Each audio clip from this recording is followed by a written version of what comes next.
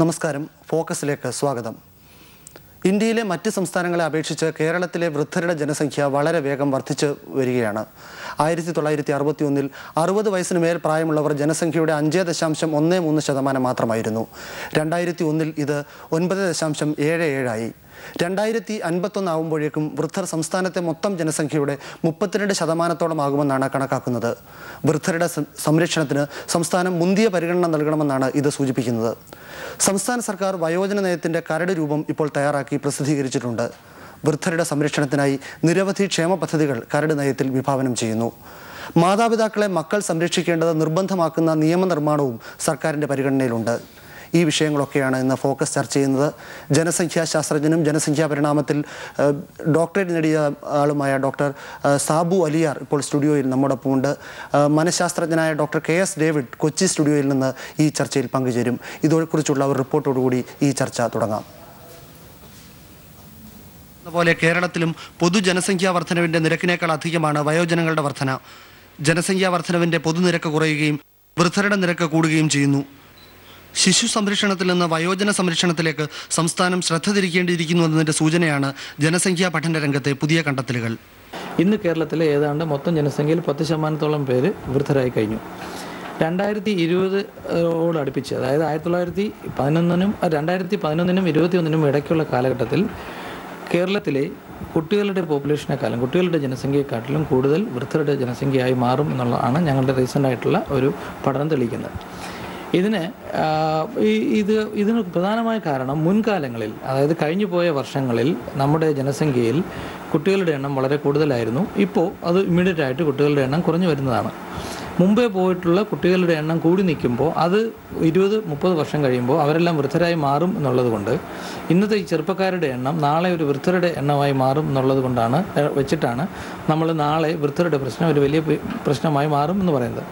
അതിന് ഇന്ന് ഈ ഫെർട്ടിലിറ്റി കുറയ്ക്കാൻ വേണ്ടിയിട്ട് നാം നടത്തിയിട്ടുള്ള family planning programs, state government fund ചെയ്തിട്ടുള്ള ഫാമിലി പ്ലാനിങ് പ്രോഗ്രാംസിൽ ഏറെക്കുറെ നമ്മളിത് അച്ചീവ് ചെയ്ത് കഴിഞ്ഞു എന്നുള്ളൊരു ബേസിൽ ഇന്ത്യയിൽ നിന്ന് മറ്റ് സംസ്ഥാനങ്ങളിൽ വെച്ച് നോക്കുമ്പോൾ കേരളം ഏറെക്കുറെ ജനസംഖ്യാപരമായിട്ട് നാം ഒരു റീപ്ലേസ്മെൻറ്റ് ലെവൽ ഫെർട്ടിലിറ്റിയിലേക്ക് ആയി കഴിഞ്ഞതുകൊണ്ട് തന്നെ നാം അതിനു വേണ്ടി ചിലവാക്കുന്ന കാശിൻ്റെ ഭൂരിഭാഗവും നാം ഇനി വൃദ്ധരുടെ ക്ഷേമത്തിന് വേണ്ടി ചിലവാക്കേണ്ടി വരും എന്നുള്ളതാണ് ഈ സ്റ്റഡിയിൽ പ്രധാനമായും നാം കണ്ടെത്തിയിട്ടുള്ള കാര്യങ്ങൾ. വാർദ്ധക്യത്തിലെ വൈധവ്യവും കേരളത്തിൽ വർദ്ധിക്കുകയാണ്. സ്ത്രീകളുടെ പ്രതീക്ഷിതായുസ് പുരുഷന്മാരുടേതിനേക്കാൾ കൂടുതലാണെന്നത് പ്രശ്നത്തിൻ്റെ രൂക്ഷത വർദ്ധിപ്പിക്കുന്നു. സംസ്ഥാന സർക്കാരിൻ്റെ വയോജന നയത്തിൻ്റെ കരട് രൂപം തയ്യാറായി കഴിഞ്ഞു. മാതാപിതാക്കളെ നിർബന്ധമായും സംരക്ഷിക്കണമെന്ന വ്യവസ്ഥ ചെയ്യുന്ന നിയമനിർമ്മാണം സർക്കാർ പരിഗണിക്കുമെന്ന് കരട് നയത്തിൽ പറയുന്നു. വൃദ്ധർക്കാവശ്യമായ പരിഗണനയും പരിചരണവും ഉറപ്പു നൽകുന്ന കരട് നയം മുതിർന്ന പൗരന്മാരുടെ സംരക്ഷണം സർക്കാർ ഗൗരവമായി എടുക്കുന്നതിൻ്റെ സൂചനയായി വിലയിരുത്തപ്പെടുന്നു. ഏഷ്യാനെറ്റ് ന്യൂസ്, തിരുവനന്തപുരം. ഡോക്ടർ സാബു അലിയാർ ഇതേക്കുറിച്ച് സംസാരിക്കാൻ ഇപ്പോൾ സ്റ്റുഡിയോയിലുണ്ട്. ഡോക്ടർ സാബു, എന്താണ് ഇങ്ങനെ ഒരു സാഹചര്യം, കേരളത്തിൽ ഈ വൃദ്ധരുടെ നിരക്ക് വർദ്ധിച്ചു വരുന്ന ഒരു സാഹചര്യം ഉണ്ടായത്? ഞാൻ ആദ്യമായിട്ട് ഈ ചർച്ച തുടങ്ങുന്നതിന് മുമ്പായിട്ട് തന്നെ ഏഷ്യാനെറ്റിന് നന്ദി പറയുകയാണ്. കാരണം കേരളത്തിലെ 31 ലക്ഷത്തോളം വരുന്ന വൃദ്ധരുടെ വിഷയം ഇതുപോലുള്ള ഒരു വേദിയിൽ ചർച്ച ചെയ്യാൻ തയ്യാറായത് തന്നെ വലിയൊരു കാര്യമായി ഞാൻ കാണുന്നു. ഞങ്ങൾക്ക് നിരവധി തവണ നിരവധി സ്റ്റഡി റിപ്പോർട്ടുകളും പല ചർച്ചകളിലുമൊക്കെ പങ്കെടുത്ത് ഞങ്ങൾ കുറച്ച് പേര് ഇതിൻ്റെ പുറകിൽ നടന്നതിൻ്റെ ഭാഗമായിട്ടാണ് പുതിയൊരു ഗവൺമെൻറ്റിൻ്റെ ഒരു പോളിസി തന്നെ വരാനായിട്ട് ഉണ്ടായത്. ഇനി എങ്ങനെയാണ് കേരളത്തിൽ വൃദ്ധരുടെ എണ്ണം വർദ്ധിക്കാനുണ്ടായ സാഹചര്യം എന്നുള്ളതിനെക്കുറിച്ച് നമുക്ക് ചർച്ച ചെയ്യാം. മറ്റൊന്നുമല്ല, ജനസംഖ്യാ പരിണാമം മൂലമാണ്. ഇത് ഏതൊരു ജനസംഖ്യയിലും ഏതൊരു പോപ്പുലേഷനിലും ഉണ്ടാകാവുന്ന ഒരു കാര്യം തന്നെയാണ്. പക്ഷേ ഇന്ത്യയിൽ കേരളം ഡെമോഗ്രഫിക്കലി അല്ലെങ്കിൽ ജനസംഖ്യാപരമായി നമ്മൾ ഒരുപാട് നേട്ടങ്ങൾ അച്ചീവ് ചെയ്തതിൻ്റെ ഭാഗമായിട്ട് നമ്മുടെ ജനസംഖ്യയിലുണ്ടായി വന്ന പരിണാമത്തിൻ്റെ ഫലമായിട്ടാണ് ഇങ്ങനൊരു പ്രതിഭാസത്തിലേക്ക് വന്നത്. ഇത് പല ഡെവലപ്ഡ് കൺട്രീസിലും ഈ ഒരു പ്രോസസ്സ് വന്നു കഴിഞ്ഞു. കേരളത്തിൽ പ്രധാനമായും ജനനനിരക്ക് കുറഞ്ഞു വരുന്നതും മരണനിരക്കും കൂടി കുറഞ്ഞു വരുന്നതുമാണ് ഈ വൃദ്ധരുടെ എണ്ണം കൂട്ടാനുണ്ടായ സാഹചര്യം. നമ്മുടെ പ്രതിശീർഷിത ആയുസ് അല്ലെങ്കിൽ ലൈഫ് എക്സ്പെക്റ്റൻസി എന്ന് നാം പറയുന്നത് വളരെ കൂടുതലാണ്. മറ്റ് സംസ്ഥാനങ്ങളുമായി കമ്പയർ ചെയ്യുമ്പോൾ നമ്മുടെ പുരുഷന്മാരുടെ ലൈഫ് എക്സ്പെക്റ്റൻസി എന്ന് പറയുന്നത് 71 വയസ്സും സ്ത്രീകളുടേത് 76 വയസ്സും 5 വയസ്സിൻ്റെ ഒരു അന്തരം തന്നെ കാണുന്നുണ്ട്. നമ്മുടെ ആരോഗ്യ മേഖലയിൽ നാം കൈവരിച്ച നേട്ടങ്ങൾ തന്നെയാണ് ഇതിന് പ്രധാന കാരണം. ഇതിന് പ്രധാനമായിട്ടുള്ളൊരു കാരണം എന്ന് പറയുന്നത് ആരോഗ്യപരമായിട്ടും അതുപോലെ ജനസംഖ്യാപരമായിട്ടും നാം കൈവരിച്ചിട്ടുള്ള നേട്ടങ്ങൾ എന്ന് പറഞ്ഞാൽ നമ്മുടെ ജനസംഖ്യ റീപ്ലേസ്മെൻറ്റ് ലെവൽ ഫെർട്ടിലിറ്റി കഴിഞ്ഞിരിക്കുന്നു. ഇപ്പോൾ ഏതാണ്ട് 1.5 1.6 1.5 നമ്മുടെ total fertility rate. Total fertility rate എന്ന് പറഞ്ഞാൽ ഒരു സ്ത്രീ പ്രസവിക്കാൻ സാധ്യതയുള്ള കേരളത്തിലെ ആവറേജ് സ്ത്രീകൾ പ്രസവിക്കാവുന്ന കുട്ടികളുടെ എണ്ണം എന്ന് പറയുന്നത് 1.6 എന്ന് പറഞ്ഞാൽ നമ്മുടെ ഒരു ഫാമിലിയിൽ ഇപ്പോൾ ഇന്ന് ജനിക്കുന്ന സ്ത്രീകൾക്ക് ആവറേജ് 1.5 കുട്ടികൾ വീതമേ ഉള്ളൂ എന്നാണ്. ഈ 1.5 കുട്ടികൾ എന്ന് പറഞ്ഞ് അത് ആവറേജായിട്ട് നമ്മൾ പറയുന്നുണ്ടെങ്കിലും കൂടുതലും 1 2 ആയിട്ട് വരുന്ന കുട്ടികൾ മാത്രമേ ഉള്ളൂ എന്നുള്ളൂ. പുതിയ പ്രതിഭാസം അനുസരിച്ച് 1 കുട്ടികൾ മാത്രമേ ഉള്ളൂ. അപ്പോൾ ഇങ്ങനെ ഇത്തരത്തിൽ കുട്ടികളുടെ എണ്ണം കുറഞ്ഞു വരുമ്പോൾ അത് ഒത്തിരി പ്രത്യാഘാതങ്ങൾ പല മേഖലകളിലും ഉണ്ടാക്കുമെങ്കിലും നമ്മൾ വിദ്യാഭ്യാസ രംഗത്തുണ്ടാക്കാം, അതുപോലെ തന്നെ മറ്റു തൊഴിൽ മേഖലകളിൽ ഒരുപാട് പ്രശ്നങ്ങളുണ്ടാക്കാം. അതുപോലൊരു പ്രധാനപ്പെട്ട ഒരു വിഷയമായിട്ട് വൃദ്ധരുടെ എണ്ണം വർദ്ധിച്ചു വരും. 1981 മുതൽ 81 സെൻസസ് പ്രകാരം മുതൽ തന്നെ 0 to 6 ഇയർ ഏജ് ഗ്രൂപ്പിലുള്ള കുട്ടികളുടെ എണ്ണം കുറഞ്ഞു വരികയാണ്. 91 ആയപ്പോൾ അത് വീണ്ടും കുറഞ്ഞു, 2001 ആയപ്പോൾ ഒരു ഡിക്രീസിങ് ട്രെൻഡ് കാണിക്കുന്നുണ്ട്. അപ്പോൾ സ്വാഭാവികമായും ഇത് വൃദ്ധരുടെ എണ്ണം ഈ ടോട്ടൽ പോപ്പുലേഷനിൽ കുട്ടികളുടെ എണ്ണം കുറഞ്ഞു വരുമ്പോൾ വൃദ്ധരുടെ എണ്ണം കൂടിപ്പോകും.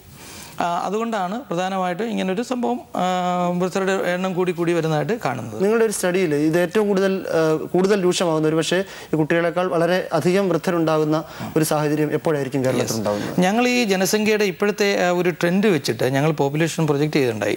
ഫ്യൂച്ചറിലേക്കുള്ള ഒരു പോപ്പുലേഷൻ അനാലിസിസ് ഞങ്ങൾ ചെയ്യുന്നുണ്ടായി. അടുത്തിടെ ഡോക്ടർ ഇതരാജനും ഞാനും കൂടി ചെയ്തുള്ള ഒരു സ്റ്റഡിയിൽ അത് ഇപ്പോൾ റീസെൻ്റായിട്ട് 1-2 ആർട്ടിക്കിൾ അത് വരികയും ചെയ്തു. അതിനകത്ത് ഞങ്ങൾ പ്രധാനമായിട്ടും കണ്ടത് 2021 കൂടി, അതായത് 2011-നും 2021 ഇടയ്ക്കുള്ള കാലഘട്ടത്തിൽ തന്നെ കേരളത്തിലെ കുട്ടികളുടെ 0 to 14 ഇയർ ഏജ് ഗ്രൂപ്പിലുള്ള കുട്ടികളുടെ എണ്ണവും 60+ 60 വയസ്സിന് മേളിലുള്ളവരുടെ എണ്ണവും ഏതാണ്ട് ഒരുപോലെ വരികയും 21 കഴിയുമ്പോഴേക്കും വൃദ്ധരുടെ എണ്ണം കുട്ടികളുടെ എണ്ണത്തേക്കാൾ കൂടിപ്പോവുകയും ചെയ്യും. ഇത് ഈ കുട്ടികളുടെ എണ്ണം കൂടുക എന്ന് പറഞ്ഞാൽ കുട്ടികളുടെ എണ്ണം ഇതിനെക്കാട്ടിലും കൂടി വരിക എന്ന് പറയുമ്പോൾ അതിന് ഒരുപാട് സാമൂഹികമായിട്ട് ഒരുപാട് പ്രശ്നങ്ങളുണ്ടാക്കാം.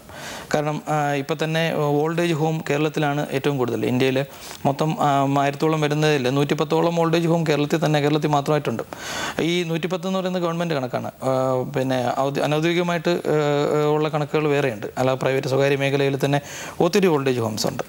ഇതാണ് ഇന്നത്തെ സിറ്റുവേഷൻ. അപ്പോൾ ആ നിലയ്ക്ക് ഈ 10% പേര് നമ്മൾ വൃദ്ധനായി കഴിഞ്ഞപ്പോൾ പല ഇപ്പം നമ്മൾ ഈ പറഞ്ഞു നിർത്തിയത് 2021 വരെയാണ്. 2051 വരുമ്പോഴേക്കും നമ്മുടെ കണ്ടീഷൻ വളരെ വേഴ്സാവും.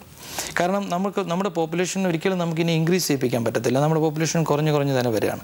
ഇപ്പോൾ ഞാൻ നേരത്തെ പറഞ്ഞതുപോലെ ഈ 1.6 നമ്മുടെ പോപ്പുലേഷൻ ടോട്ടൽ ഫെർട്ടിലിറ്റി റേറ്റ് കുറഞ്ഞു വന്നപ്പോൾ ഈ 1.5 കുട്ടികളായി മാറിക്കഴിഞ്ഞപ്പോൾ ഇപ്പോൾ 1 കുട്ടി അല്ലെങ്കിൽ 2 കുട്ടി മാത്രമുള്ളൊരു ഫാമിലി മാരേജ് ചെയ്ത് കഴിയുമ്പോൾ ഇപ്പം 2 കുട്ടികൾ തമ്മിൽ ഈ ഓരോ ഫാമിലിയിൽ നിന്ന് ഓരോ കുട്ടി വീതമുള്ള ഫാമിലിയിലെ 2 കുട്ടികൾ തമ്മിൽ കല്യാണം കഴിച്ച് കഴിയുമ്പോൾ നമ്മുടെ ലൈഫ് എക്സ്പെക്റ്റൻസി കൂടുതലായതുകൊണ്ട് അവരുടെ അച്ഛനും അമ്മയും ജീവിച്ചിരിക്കാനുള്ള സാധ്യത വളരെ കൂടുതലാണ്.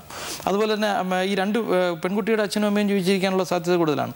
ഈ 4 പേരെയും പിന്നെ നമ്മുടെ കുട്ടികളെയും നോക്കേണ്ട ഒരു ചുമതല ഇനി വരുന്ന ചെറുപ്പക്കാരുടെ തലയിലേക്ക് വരും. ദാറ്റ് മീൻസ് ഡിപ്പെൻഡൻസി റേഷ്യോ, ഈ നമ്മൾ ഡിപ്പെൻഡ് ചെയ്ത് ജീവിക്കുന്നവരുടെ എണ്ണം വളരെയധികം.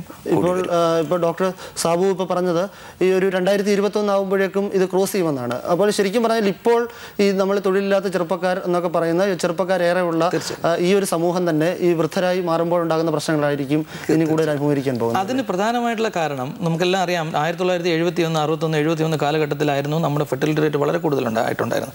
അന്ന് വെറും 9 ലക്ഷം പേര് മാത്രമേ വൃദ്ധരായിട്ടുണ്ടായിരുന്നുള്ളൂ. 31 ലക്ഷം പേരുണ്ട്. ഈ അന്നുണ്ടായിരുന്ന ആ ചെറുപ്പക്കാരുടെ ആ ഒരു കുട്ടികളുടെ എണ്ണത്തിൻ്റെ വളർച്ചയാണ് നമ്മുടെ ഗവൺമെൻറ് സ്കൂളുകളെല്ലാം ആ സമയത്ത് ഒത്തിരി സ്കൂളുകൾ തുറന്നു.